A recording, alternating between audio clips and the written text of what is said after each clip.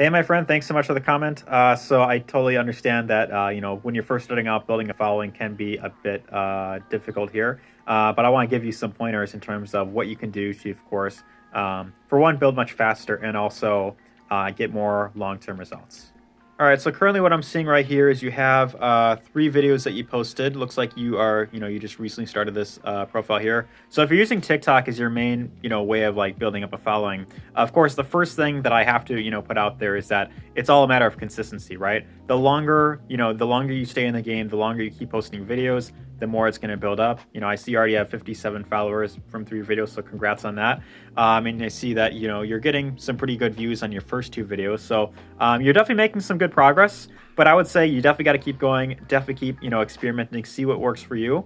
And one other tip that I'll give you, and this really helped me, quite a lot, is always model what's working for other creators, right? If you see a creator in the same niche, in the, making affiliate marketing videos, and if they have a very large following, if you see that they have a video that performed very well, one of the best things you could do is, of course, take that, make a similar video, of course, create it in your own words, and simply just modeling what they're doing. Model the, sort of like their verbatim, model the hashtags that they're using, the background music, all that type of stuff. And then, you want to have a similar call to action, like, okay, like and follow, learn more, check the link in bio.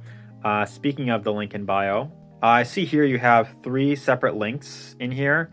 Like this one I think is to MLGS, this is the easy one up, and then this is to MIF.